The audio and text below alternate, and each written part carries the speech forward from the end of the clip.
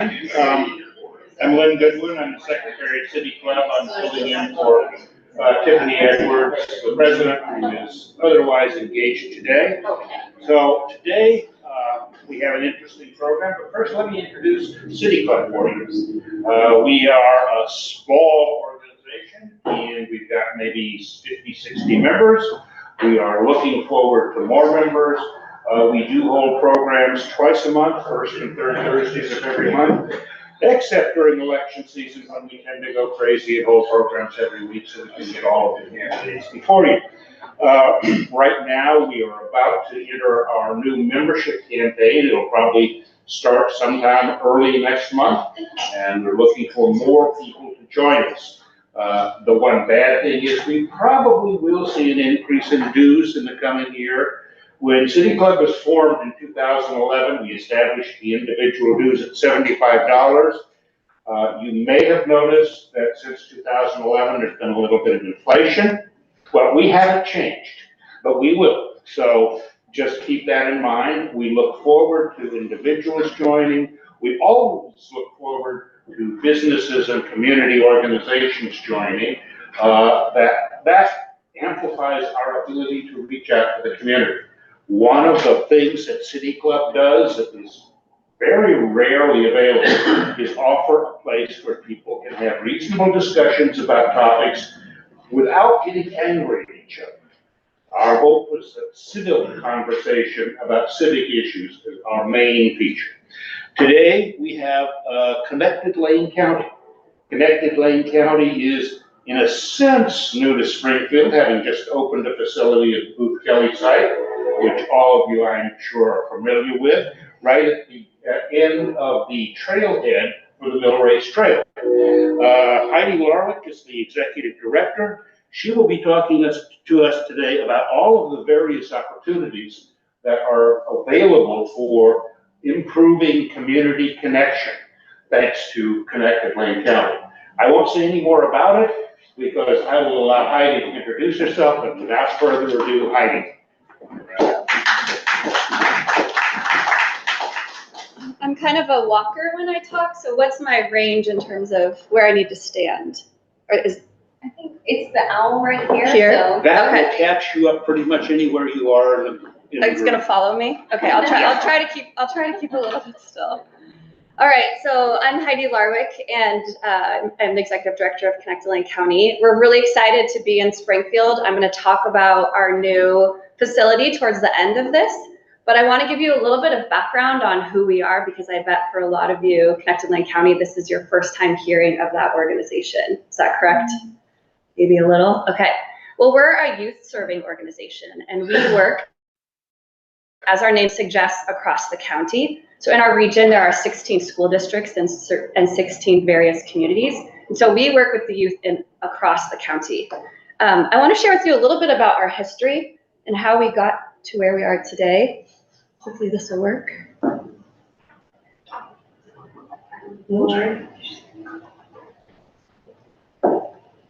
Well, it'll catch up at some point.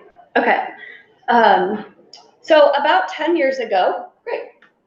You probably all remember there was a lot of conversations around graduation rates in Oregon and here locally.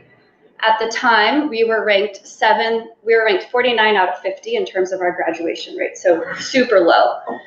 Oregon Department of Education obviously was pretty concerned about this, and so they had an effort to infuse different communities with dollars to try to figure out what were some of the challenges to young people meeting that graduation threshold.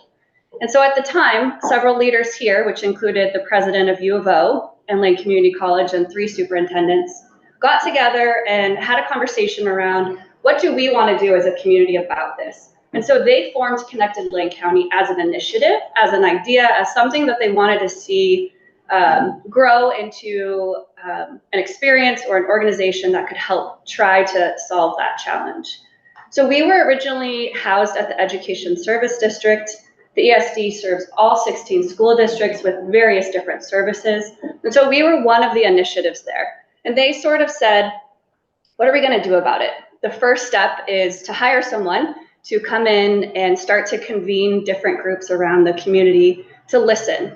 And so in 2016, I was hired to listen to families, to youth, to educators, to industry, to try to identify what were some of the challenges. Why were we not meeting that high school graduation threshold? And the thing that kept rising to the top, and really how we started and the programs that we focused on, was really about relevance. So there was this lack of trying to understand like why it was important for us to read by third grade, why we were learning Algebra 1, and how it really applied to their lives outside. And if you miss that connection in the classroom, chances are you're going to check out, maybe not going to learn, and you're going to miss that graduation. And so they decided to shift our focus into trying to solve that problem of relevance. And I'll talk to you a little bit about our programs in a few minutes, but I just want to give you the history. So can you go back? Well, it's okay. I can still talk without the graphic. We started developing programs in 2017, and in that time frame, we've just been adding a program each year. We also grew pretty significantly because our programs, people were being drawn to them. They were growing because youth were excited, educators were excited, industry was excited. And so eventually we did separate from the ESD and became a fully independent nonprofit. And so in that time frame from 2016 to now, just to give you a scope size, we went from a staff of 1.5 to 24. Eva is our newest hire, her first day is today. We went from a budget of $130,000 to this year will be $4.1 million. We went to serving about 30 youth to this year will be close to 4,000 in 1 year. And so we've just seen pretty exponential growth over the last 7 years. Additionally, we have 2 facilities now. We opened one in Eugene in 2021 and our second one in Springfield that just opened this past June, which I'm going to talk to you about too. So just to kind of frame how the size and scope of what we're doing. Next slide, please. So when we talk about youth relevance, what we're ultimately trying to do is equip young people with the tools that they need to feel confident in their abilities and get them excited and curious about what they're going to do after graduation. We work with youth primarily between the ages of 14 and 24. And so when we talk about these skills, we sort of think of them in 3 different buckets. We talk about professional skills, so skills like communication, collaboration, problem solving, skills that are going to translate into whatever job, whatever sector they decide to go into. But there are things we hear from industry a lot about being some of the challenges with the youth that they're working with. We educate on technical skills. So those are really specific skills that you need to be successful in a job. Think of like a special accounting, think of CNC operating and manufacturing, you think of web design. So those technical tools that they're excited about that are going to help propel them into a career. And then we talk about life tools. So things like how to navigate health insurance, how to get housing when you're out of your house, where to go for food, opening bank accounts. We require a personal finance class for all of our youth that are earning wages. And so we wrap all of these pieces, these are really, really important to us, to wrap all these pieces into our programming. And so let's get into the programs. So the next slide, please. Yeah. So we have 3 main programs. We have Elevate, Navigate, and Spark. They're going to pop up. And I think that for us, the really exciting thing about all 3 of these programs is if we have a young person who participates in any of these experiences for kind of a longer amount of time, we do pay them an hourly wage. So we are treating these technical training experiences like a job. So they're learning all of those skills before they actually leave from us and go into the real world. This last year, our youth wages were just shy of $800,000. So we're employing a lot of youth, hopefully giving them some money to do what they need to do for their own lives, whether it's for housing or to purchase their first car. So let's jump into this a little bit. So next slide, please. So Elevate is the first program that we launched, and Elevate is about career-connected learning.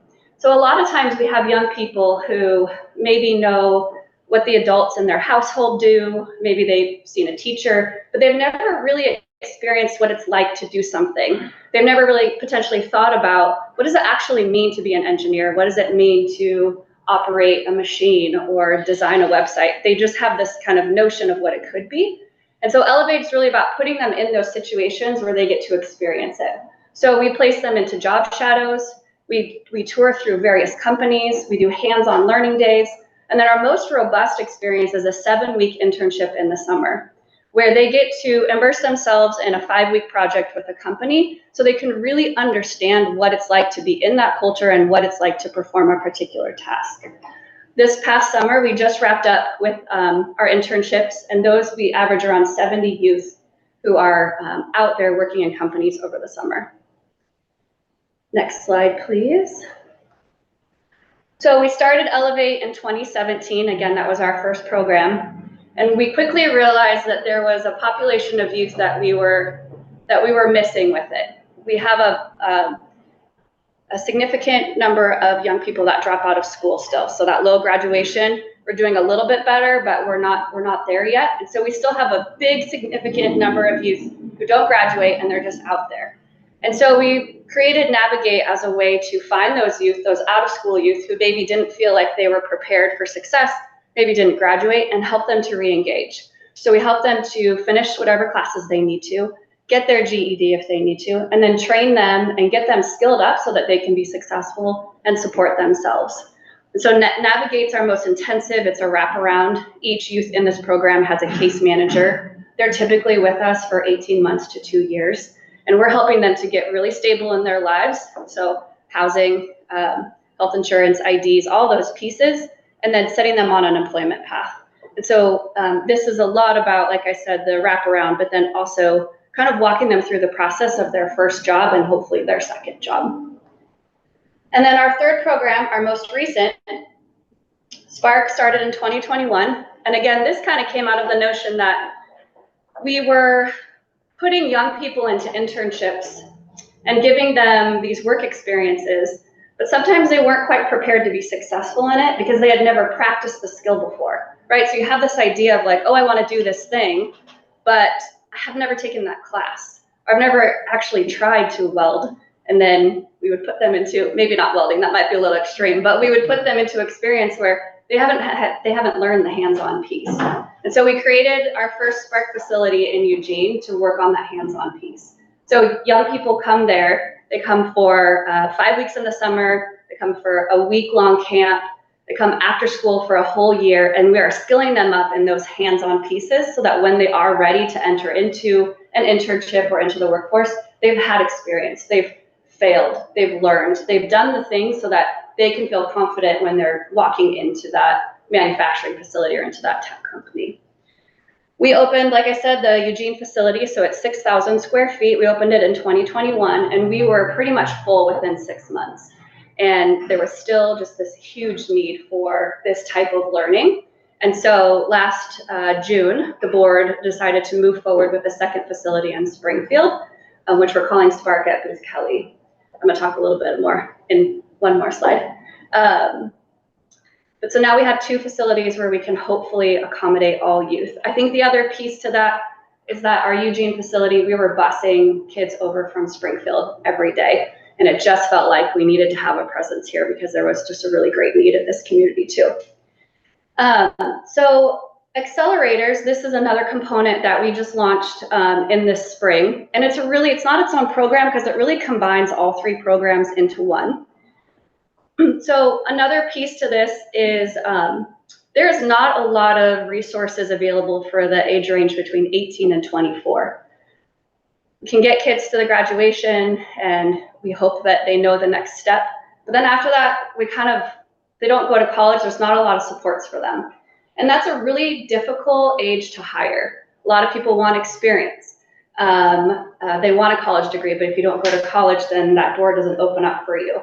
And so accelerators for us are really focused on that demographic between 18 and 24 and trying to really skill them up and prepare them for a job. So essentially what we do, you could think of this like a pre-apprenticeship program. I think everyone's kind of familiar with the apprenticeship concept. This is kind of a pre. So we bring them in for 200 to 300 hours. The first half of that is like a classroom technical experience. So we launched a manufacturing one in the spring. We start our tech one in a couple weeks, and then we'll have health and culinary. But they come in and we skill them up in those 150 hours. And then once they're done, they go to a paid work experience with a company that's already been identified for the next 150. They're paid for that whole time. Most of these youth, 18 to 24, need a job. And so this is a way for us to say, okay, we're gonna support you for the duration of this with the hope that when you're done, that company will hire you, or you'll have, the doors will open a little bit more because you have the skill and experience. So we're really excited about this model. Again, we've just started it and it's new, but so far in our first cohort, it worked really, really well. So let's go to the last slide. Let's talk about our presence in Springfield. So like I mentioned, we were maxing out our space capacity in Eugene, and we were busing in a lot of Springfield youth. And we wanted something to be accessible both to the Springfield community, but also to the eastern side of the county. So just a reminder, we do serve the entire county. Kind of fell in love with this empty warehouse in the Booth Kelly Center, and spent the 6 months, so between January and June, doing a pretty major renovation inside. It's a little over 11,000 square feet, and it's open. We have had a full summer of programming, so we ran a 5-week experience. We held our internship orientation there.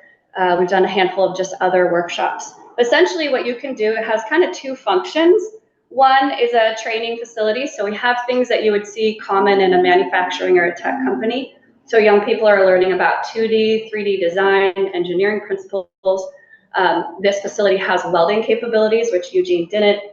We have more industrial size machining here, so they can actually get the full experience of what it would be like to work for a company. The other really fun thing about this that we'll launch in just a beginning of October, right, is a workforce development center. So we have a great employment department. It's not super accessible for young people, mostly because of where it's located. Not all young people have a car. It's not on an easy bus route. And so there's not a lot of supports for youth who are looking for resume help, or they want to look for a job and they're not quite sure how. And so a third of this facility will be dedicated to workforce development for young people. So we'll have drop-in hours where they can come, they can practice an interview, they can get help with their resume. If they're studying for their GED or for a particular class, we'll have some resources available for them. And it has also, well, you should come to the grand opening on September 15th. But the other piece to this is it has laundry and shower facilities too. We work, about 10% of our youth are unhoused, and so often they're coming to us with their lives. And so they'll be able to come and kind of get some of those basic needs taken care of in this facility too. There isn't a drop-in facility for young people in Springfield. Eugene has one downtown. And so this will also serve as kind of that safe space too, for young people to venture into. So our grand opening is Friday, September 15th from 4 to 6, and you're all welcome to attend that. Okay. Let's see. Anything else about Booth Kelly? We can go to the next slide. Okay. So this becomes a common question, like how do we get involved? How does the business community get involved? How do individuals get involved? And we're always looking for new companies, new mentors. While we try to focus on the sectors where we're seeing the biggest growth in our region, we also have youth who are interested in lots of different things. And so we're always trying to match them up with someone who can kind of guide them on what it would look like to pursue the career of their dreams. So if you're interested, if your company is interested in supporting, we've always got opportunities to host job shadows and internships. Talk about the Booth Kelly Center after you've seen it. It's going to be pretty fantastic. We're really trying to spread the word to families. And then the last piece that I want to share with you. So after youth go through a program, so whether it's an internship or it's our 5-week summer program, they have a lot of skills that could be used. And often, because they're maybe navigating school too, they can't work a full-time job. And so we've created what we've called the agency, and we'll select usually 8 to 10 of those youth that have mastered the skills and mastered the machines. We hire them on part-time during the school year, and then companies contract with us. We hire the students to do the work. So you could think of things like small batch manufacturing. So We have a laser engraver, so we've been hired to do metal name tags. eWeb hired us to create these education kits that they take into schools. The Eugene Symphony hired us to create laser engraved characters for their upcoming performances. And so these young people, they're getting that work experience in a safe place, but while they're able to work part-time and go to school. So if you have project ideas too, please reach out about the agency. Yes. How am I doing on time? Great, okay. Yeah, so that is the bulk of what we're up to. That's a little bit of our history. Like I said before, we're really excited to be in Springfield. There seems like there's already been a lot of excitement and momentum for what we're doing there, and we just can't wait to kind of officially open the doors soon. So I'll pause there and open it up for questions. Yes? Partially answered it, but I was curious how the families, the kiddos are finding you. Yeah, that's a good question. So we're actually going and finding them. The bulk of our programming, we are looking for youth that have been maybe historically marginalized or haven't navigated school in a traditional way. And so they're often not the kids in the front row or the ones that raise their hand first. And so we go and find them. And so we've done a lot of community building with community organizations. In every school, it looks a little bit different. It could be a teacher, it could be a counselor, but we sort of tell them, like, this is the type of youth that we're looking for, and then they help connect us to them. We've also had success in family-to-family recruitment. This summer, we had our first summer where we didn't have to actually recruit that much for our programming at the Spark facilities because we had previous families make that introduction for us. So we're doing a little bit of that too. So yeah, we are definitely going out and finding them because we want the kids who are maybe a little bit more hidden. Yeah. We do have one question, at least a couple of questions from Zoom. Mike, would you go ahead and ask your question? Yeah, sorry, my hand raise doesn't seem to be working.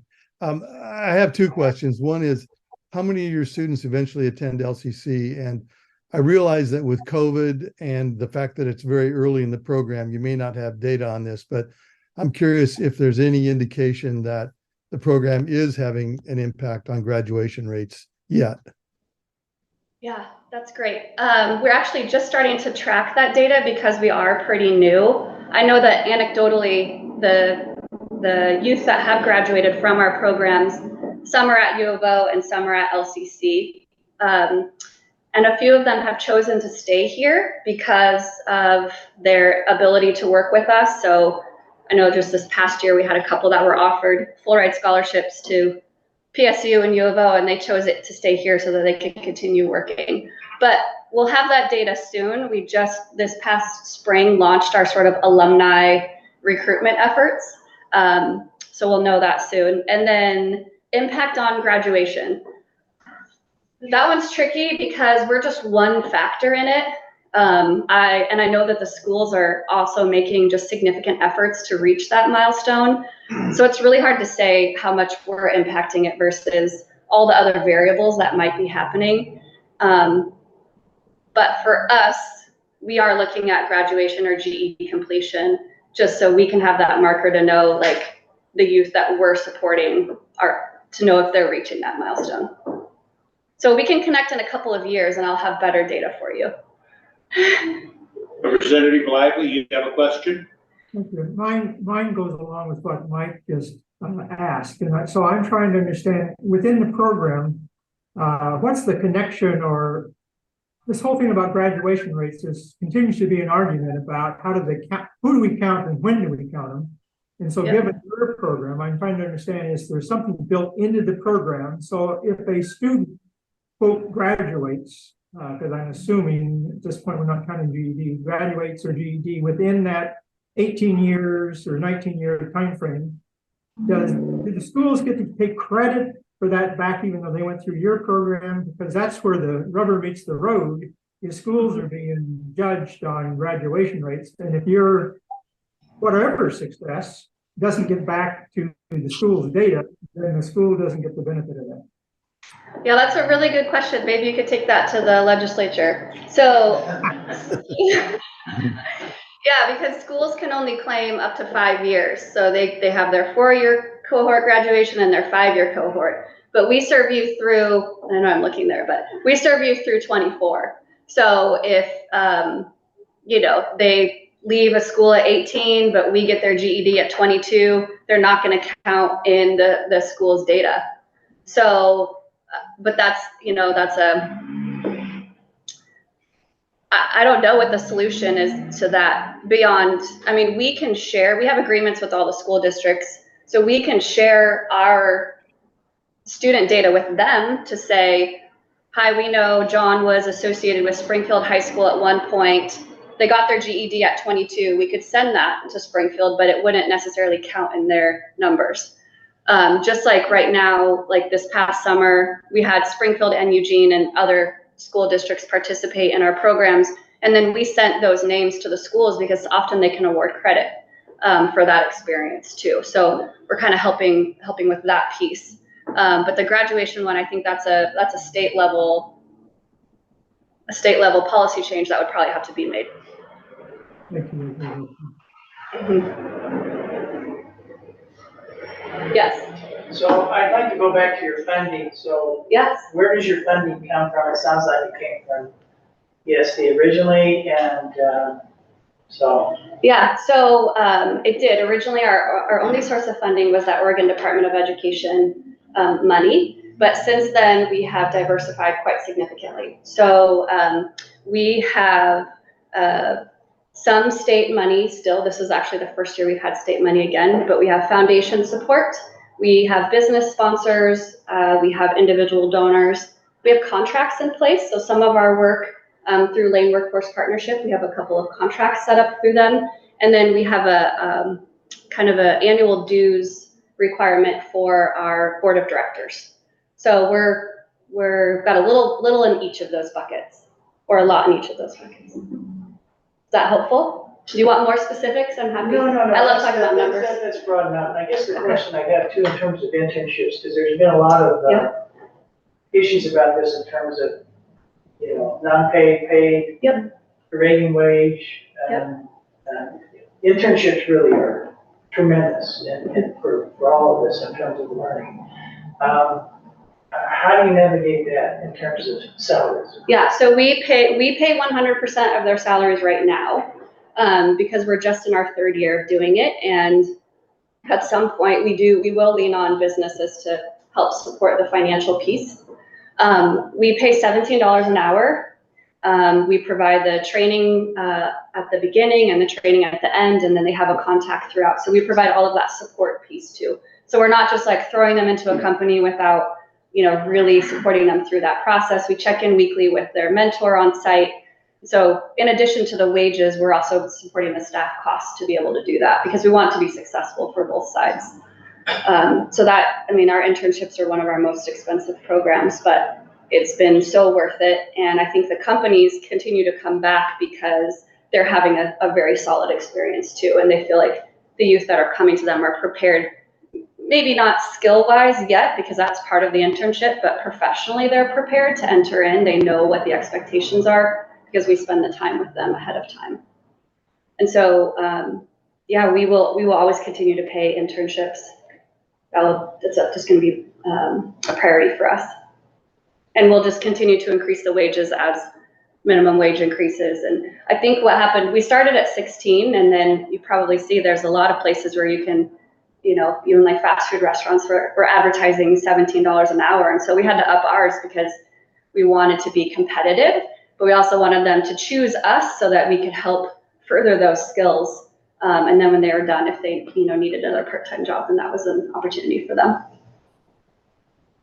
I have 2 questions. Yeah. You mentioned hire the agency. Can you give a few more examples of services you have through them? Sure. And then I'll wait and ask my second question. Okay, if I tell you the machines, then maybe that will help. So we have a laser system, so it can engrave metal, wood, and you can cut patterns. So someone who was interested in doing textile type stuff. We have desktop CNC, so those cut out like full pieces of wood or full pieces of metal. So you think about just something really small, like it's about this big, so it would have to fit in that space.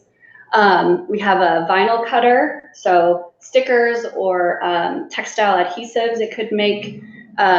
We do have all like design programs too. So we've done like logo design, website design, the things that don't require to produce an item. And then we have a t-shirt press. So we've done collaborations where we've designed the t-shirt and then created them for companies to sell. I'm just looking around the room. We will have welding soon. I'm not sure what that looks like yet in terms of the products we can produce. Let's see, laser, t-shirt. Oh, and we have sewing machines and sergers. So we had a partnership with Columbia Sportswear where they gave us all of their jackets that were returned with broken zippers, and youth fixed them, and then we actually gave them out to 15th Night to the network that helps our unhoused population. So does that help you a little bit? Yes. Okay. And my second question is, if a company came to you with an internship opportunity, is there criteria or certain companies or industries you're looking for, or are you kind of open to? We're open because we really, the way that we have designed it is we actually select the youth first, and then we get the companies based on their interests. I know a lot of people post the internship posting and then you apply for it, but a lot of times youth don't really know or understand what's possible in a company. So we kind of do it the reverse and help them to identify what skills they want to learn, what skills they have, and then we design it with the company on the other side.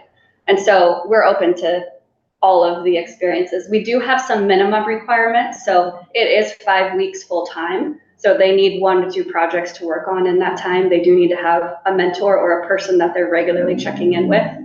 It needs to be a safe, accessible space. So some of those kind of pieces, but other than that, we're open to all industries because we have, like I said, youth interested in varying things. Yeah, yeah, yes. You mentioned that some of the students go on to the University of Oregon, which made me wonder, I expect the emphasis is on those skills that can sort of be implemented immediately in the workplace. Is there any significant component of your candidates or students who would move on to more traditional academic disciplines? Well, make sure I'm understanding your question. I think that all of the students that we work with could move on to more advanced academic. I think some of them decide not to because the cost is prohibitive. And they recognize that maybe they don't need it for what they want to do, or they want to do it later. So I think for us, what we're trying to do is develop the skills and show them various paths and then let them choose from there. So we're not necessarily grabbing the ones who already know they want to go to college or the ones who already know they don't. We're just looking for the right youth who maybe needs an experience because they haven't had it. We've been giving them a path and then letting them choose after that. Is that helpful? But I think they're all capable, or just having this conversation earlier on another board meeting, I think they're all capable of doing college. It's just that some of them choose not to. Yeah. Yep. Hi, do you work with places like Hosea Youth Services and some of those? We do, yeah. We're actually starting a new, well, it'll be in October, but a new program at Booth Kelly with Hosea. We're going to have every Thursday their youth are going to come and we're going to teach them just a different piece of machine and have that be part of their week. Yeah, we're part of the 15th Night Network. We're the Rapid Access Network. We're the workforce component to that. So we've helped a lot of those youth find jobs or get connected where they need to be. And we're just really plugged into the unhoused youth and the experiences and kind of what their challenges are. And again, that's primarily why we created the Booth Kelly facility with showers and laundry, because that was a need that we kept hearing and we didn't have it at our Eugene spot. So we'll have it here. Yes. I may have missed it, but do you have a good relationship with like the counselors in the schools and the high schools, and maybe identifying some of the kids before they get too far off track and connecting you with the program? Yeah, that's another big question. So some of our high schools don't have counselors. They're too small and it's very challenging. And in other places, counselors have like a 1 to 500 ratio. So yes, we are trying to stay as connected as we can. There's a monthly group that meets of counselors, and we're a part of that. And so we are trying to make sure to grab those young people before it happens. But we've also realized we have to broaden our network around how we find them. So we work with a lot of social service agencies to try to catch them too, because sometimes we'll also in schools they have a McKinney-Vento liaison, which is typically that serves the unhoused or the youth that's kind of couch surfing. So we work a lot with them because these kids are showing up to school, they're doing what they can, and they just need a little extra support outside of school. So yeah, it's various in all the communities, but we do work with counselors. Yeah. Yes. Thank you for being here, and thank you for being part of the solution. And maybe I missed this as well, but transportation is a big deal. Yeah. So who are some of the partners that you work with to get the kids to and from? That's a big one. Before COVID, it was very easy to get buses and bus drivers. And you probably all heard, but when kids went back to school, there was a huge bus driver shortage. And we haven't really bounced back from that. So we do the best we can to work with the bigger providers of school bus transportation. But the last couple of years, we have run into some challenges with that. And so what we do is offer gas cards to a youth if they're able to drive, or if they're not and someone in their family or a trusted adult is able to drive, we'll just give it to the adult. So sometimes we're organizing carpools from schools. We'll pay the gas for the youth, and then we sort of vary it based on where they're coming from, because we'll have kids coming from Mackenzie or Cottage Grove every day and wanting to support that. It is a big barrier, and I'm hoping the bus situation bounces back soon. Yeah. Pardon me? Oh yeah, we bought a van too. We bought just a minivan. So occasionally we are able to pick up and drop off. Sorry, I always forget about that. And that was something we just did, within the last year. That's been helpful too. Yeah. We provide food too. So the piece you can't see about Booth Kelly is the whole front is a kind of the youth area. So we keep a snack wall stocked and a refrigerator stocked. If they're there for a meal, we provide meals. So again, trying to also remove that barrier of being hungry. No one likes to work when they're hungry.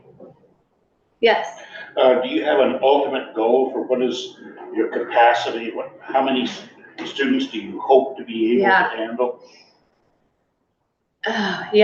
I think we've set out the 4,000 for this year, and I think that feels like a place that we'll want to stay for a little while. We've seen some significant growth in the last 5 years, and I think that we need to pause our growth and make sure that we're providing quality programs. So we've sort of said nothing new.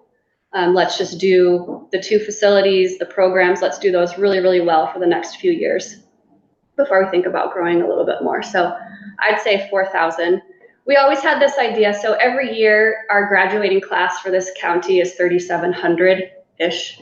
And that's sort of been our North Star. We sort of said we want to be able to serve 1 graduating class a year. And so I'm hoping this year we'll get there, and then we can just kind of level out for a little bit. Yes.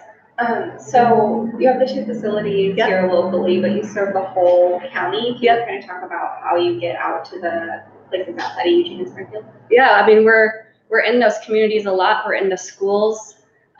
We've tried to remove the barriers for young people coming in.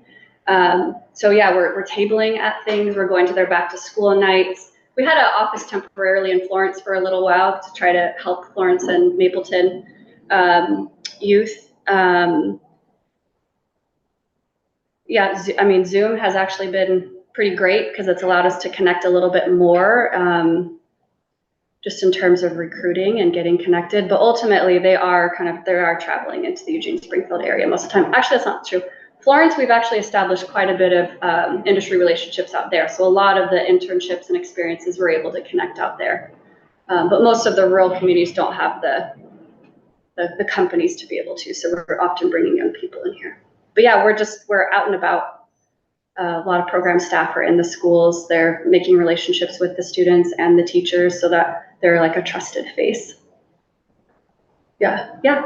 Just out of curious, have you ever had a success where you're able to take one of the kids and actually hire them into your program, your organization? Yeah. We actually just this past year, we have 2 on staff right now. So one who just graduated U of O. I think he'll find another job eventually, but it's been really fun to have him here. He's, majored in computer science, so I think he'll be fine. And then a second one who's a sophomore at college and is working for us part-time on our Elevate program. So we hired him this past summer to kind of help as an intern, and he loved the internship experience, and so he's going to work during his final 2 years of school too. Yeah. But we've seen other youth like hired with local companies. That's always fun when we hear that story of like, oh, they had the internship last year and then that company hired them on, or maybe 6 months later they came back and were like, we have a job opening, we want you.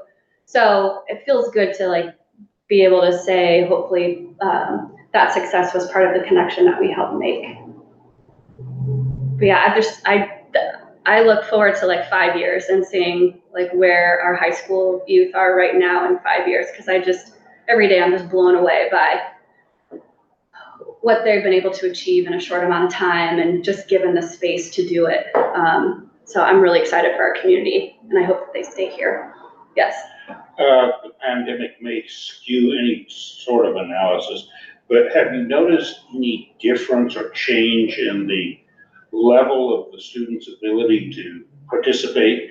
Are we making progress or not making progress in getting students who can take advantage of the program and use it effectively? Yeah, I don't think we saw a drop in technical skills or in that type of skill. I think what we saw was the lack of socialization and the mental health. I think that's the biggest piece that we're still bouncing back from.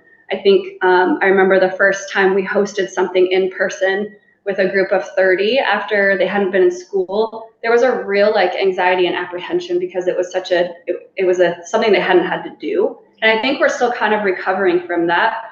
Also, I think being at home and doing school from home there's just a significant impact on mental health. And I think that we're still kind of working through that. But skill-wise, I mean, I've been more impressed.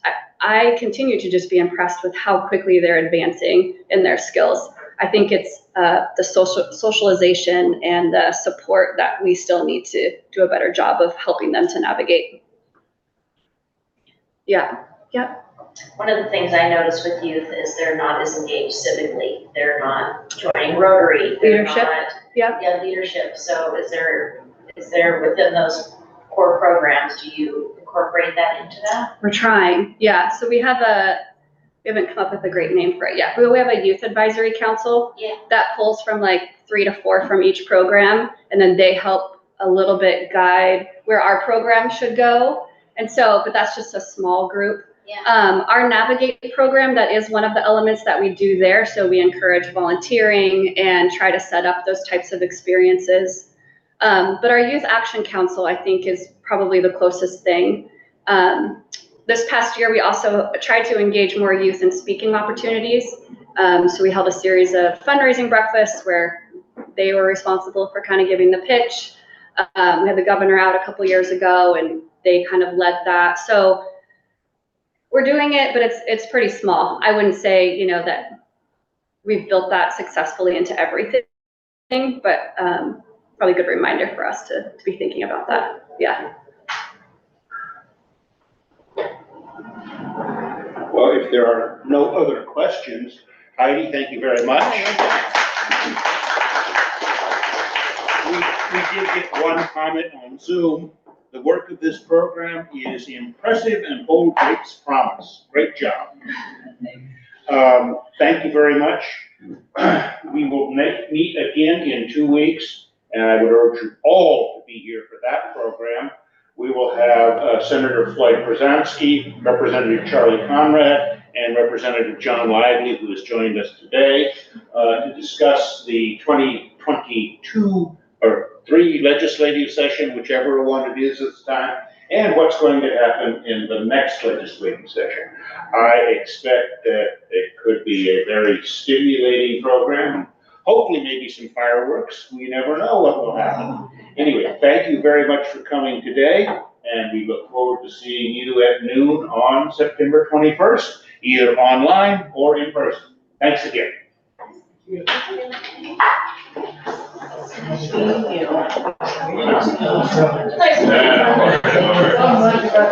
I think I was on the